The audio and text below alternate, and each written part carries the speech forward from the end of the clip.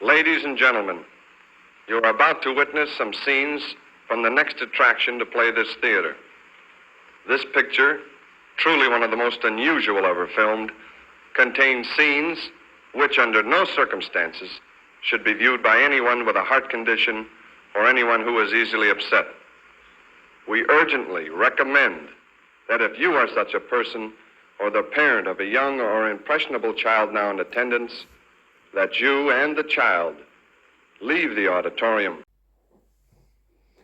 Hey everyone, welcome back to the channel. It's Bumper here, back today with episode 6 of the 39. I'm sure you're all aware by now, but the 39 is a series of videos being done between myself and Double Bill Movies, my man Trev. We're going through the 39 category A video nasties and giving them our sort of reviews and whether you should be checking them out as a modern day horror fan. So like I said, this is episode 6. So today we're on Herschel Gordon Lewis's Bloodfeast. Okay, so the first thing you've got to say about Bloodfeast is this credited with being the first ever splatter film. So before your Evil Deads, before your Dead Alives, there was Herschel Gordon Lewis doing his thing. So Bloodfeast was made in 1962, I'm pretty sure. I think it might be the director's first movie, or it's definitely his first horror film. All right, and the movie follows this dodgy shop owner. I think his name's Foud, if that's how you pronounce it, F-A-U-D. He's an Egyptian fella. And yeah, he's got a bit of a screw loose. He reminds me of like a character you would see in an old British sitcom, really, apart from the psycho tendencies. But anyway, so he runs this local store, which specialises in Egyptian foods and foods from all over the world, whatever. And anyway, a local goes in there and says, look, it's her daughter's birthday coming up. She wants to throw a big party. Can you do anything special with the food? So he promises an Egyptian feast. How he says it. He says it hasn't been had in 5,000 years. So the woman's like, yeah, sorted, no worries. But little does she know that this blood feast is actually a ritual to bring back this Egyptian goddess called Ishtar, who this guy keeps what's the word I'm looking for? Like, a big statue of in his back room, like a shrine. That's the word I'm looking for, a shrine to this person. And for the blood feast to be complete, you could hazard a guess of what the ingredients are for the soup, if you want to call it. But anyway, so then the film follows this guy as he goes round planning for this feast or this ritual. And unfortunately, due to the gross contents of the food, he has to go on a bit of a killing spree to get it. So, what I say about this movie is it wastes no time in getting to the gross stuff, and it's got a good pacing, there's a good consistency of kills throughout the film to keep you going. So yeah, some are worse than others. Some might not be over violent, but they might stick in your mind for different reasons. I'll come on to that in a little bit anyway. So that's just a summary of the movie then, and we're going to have a look at some notes now. So I'll have a look at Trev first, see what Trev says. So I'll just read it word for word. This was my second time watching the film. On this occasion, I watched it with the intro from the director, who explains about the horror subgenre that this film kicked off. So yeah, like we were saying earlier, Herschel Gordon Lewis is credited with creating the first ever splatter movie, which is a pretty good testament, really.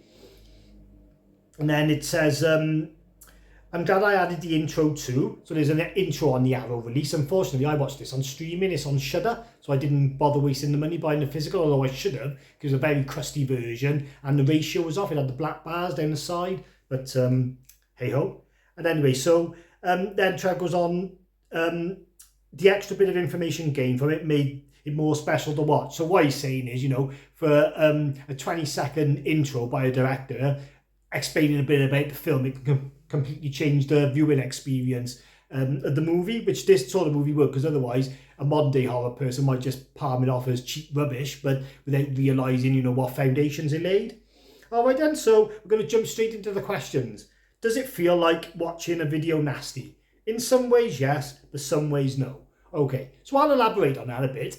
Obviously, it's old-fashioned, the special effects are dated, but the kills, for their time, and especially for it being the first splatter movie, are inventive and pretty damn gross. Okay, there's one scene where he pulls a woman's tongue out, and again, obviously sticks his fingers in her mouth, and it's just revolting. And the aftermath, you see the tongue hanging down. The special effects are great. There's one where he takes a woman's brains, and yeah, it's all pretty good. He kills a woman in a bath and takes her eye out. So yeah, for the time, and because it had never been done before, it's pretty damn excessive. So I can see why it was a video nasty, but at the same time, it does sort of have this overcurrent of like a silly sitcom feel to it.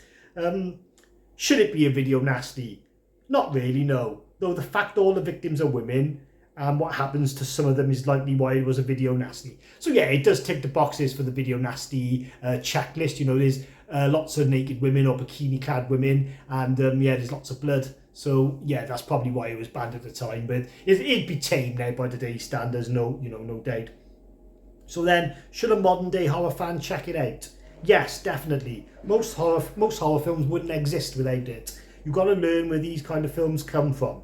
Don't expect the gore standards of the 70s and beyond. Just enjoy the origins of gore, knowing it hadn't really been done before. So yeah, that's a nice way to put it. You know, modern horror fans, even though they might not think this is the best film they've ever seen, they should definitely watch it because it's a genre-defying movie. You know, it'd be like someone not watching Saw, or someone not watching The Exorcist, or someone not watching The Evil Dead. Okay, so yeah, definitely check it out. I do echo those sentiments from Trev.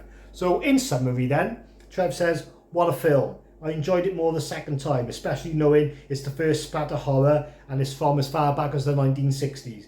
Great concept, well made for the time. Even the big leg in the oven coming out facing the other way to what it went in. Continuity in movie making hadn't quite hit its stride like you get with modern filmmaking. So yeah, I would talk about the filmmaking a bit more. It is quite simplistic, you know. There's shots of the detectives who are on the case, and a lot of it's very stationary, like the camera's just set there and they just sat at a desk, and you know the conversations going. There's no sort of change of camera direction or any quick editing or anything like that. You know, it's very just stagnant, the camera there. But you know, it's early days of filmmaking. They didn't have all the mod cons they got now, so that's fine.